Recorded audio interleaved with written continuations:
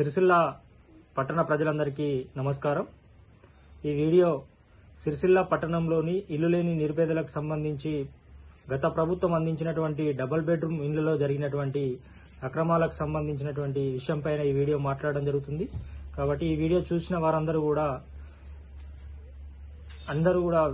అన్ని గ్రూపులలో ఫార్వర్డ్ చేయగలని చెప్పి విజ్ఞప్తి చేస్తా ఉన్నాం. ప్రధానంగా చూసుకున్నట్లయితే మరి సిరిసిల్ల పట్టణంలో ఇల్లు లేని నిరుపేదలకు సంబంధించి గత ప్రభుత్వం డబుల్ బెడ్రూమ్ ఇళ్లను అందిస్తామని చెప్పి ప్రకటించి దాదాపు మండెపల్లి శివారులో 1260, అదేవిధంగా పెద్దూరు శివారులో 516, రగుడు శివారులో 72 ఇళ్లను పంపిణీ చేయడం జరిగింది. ఈ లబ్ధిదారుల ఎంపికకు సంబంధించి అనేక అక్రమాలు జరిగినటువంటి పరిస్థితి ఉంది.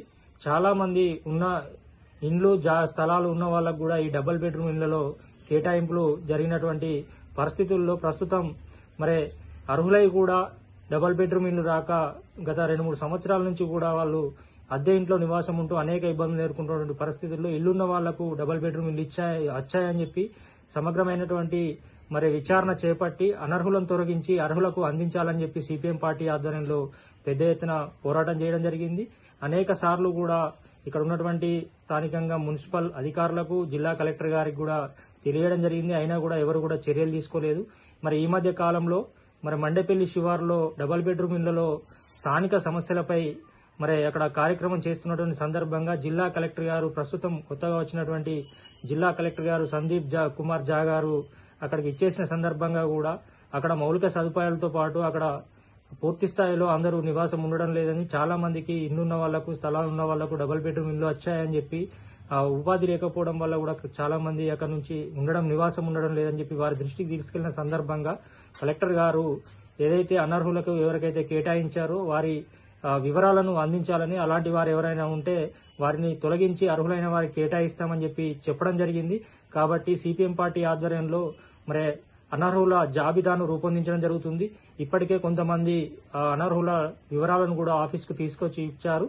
మరి లిస్టు తయారు చేసి కలెక్టర్ గారికి అందించి మరి అర్హులైన వారికి ఇప్పించే విధంగా అనర్హులను తొలగించి ఆ రకంగా పార్టీగా ప్రయత్నం చేయడం జరుగుతుంది. కాబట్టి మరి సిరిసిల్ల పట్టణంలో మీకు తెలిసినటువంటి వారు ఎవరైనా ఇల్లు ఉండి జాగాలు ఉన్న వాళ్లకు డబుల్ బెడ్రూమ్ ఇల్లు వచ్చినట్లయితే వారి వివరాలను మన దివై నగర్లోని సిపిఎం పార్టీ కార్యాలయంలో అందించాలని చెప్పి విజ్ఞప్తి చేయడం జరుగుతూ ఉంది. ఇప్పటికే కొంతమంది పేర్లు ఇచ్చారు. మరి గతంలో అనేక వార్తాపత్రికలలో కూడా పూర్తి ఆధారాలు, వివరాలతో కూడా రావడం జరిగింది. వాటిని కూడా ఇక్కడ నమోదు చేయడం జరిగింది. కాబట్టి ఇప్పటికైనా మీ దృష్టిలో ఎవరైనా ఆ రకంగా ఉంటే మరి అర్హులైన వారికి న్యాయం చేసిన వారు అవుతారు. కాబట్టి ఆ రకంగా అనర్హులను తొలగించాలని కాబట్టి ప్రభుత్వ ఉద్దేశం కూడా అసలైనటువంటి నిరుపేదలకే, ఇల్లు లేని నిరుపేదలకు డబుల్ బెడ్రూమ్ ఇల్లు ఇవ్వాలి. కాబట్టి గతంలో ఉన్నటువంటి అధికారులు కావచ్చు, కలెక్టర్ గారు వాటిపై చర్యలు తీసుకోరు. ఇప్పుడు వచ్చినటువంటి కలెక్టర్ గారు ఖచ్చితంగా మాకు అందించాలని చెప్పి మొన్న కలెక్టర్ ఆఫీస్ లో కూడా కలిసిన సందర్భంగా వెంటనే వివరాలు అందించాలని, అలాంటి వారిపై చర్యలు తీసుకుంటామని చెప్పి చెప్పారు. కాబట్టి మనం ఈ లిస్టు తయారు చేయడం జరుగుతుంది. కాబట్టి వెంటనే ఇక్కడ వచ్చి మీకు ఎవరైనా తెలిసిన వాళ్ళు ఉంటే వాళ్ళ వివరాలు, ఏదైతే వాళ్ళ పట్టణంలో వచ్చినటువంటి వార్డు, అదేవిధంగా డబుల్ బెడ్రూమ్ కు సంబంధించినటువంటి ఏరియా వార్డు, అక్కడ కేటాయించిన ప్లాట్ నంబరు, అదేవిధంగా వాళ్లకు ఏదైనా ఆధారాలు ఉంటే వాళ్ళకి స్థలాలకు సంబంధించి వివరాలు అందిస్తే మేము కలెక్టర్ గారికి లిస్ట్ అవుట్ చేసి ఇస్తాం. కాబట్టి అందరూ కూడా ఆ రకంగా తొందరగా రేపు ఎల్లుండి 2-3 రోజుల్లోపే ఇక్కడికి వచ్చి వివరాలు అందించాలని చెప్పి సిపిఎం పార్టీగా విజ్ఞప్తి చేయడం జరుగుతూ ఉంది.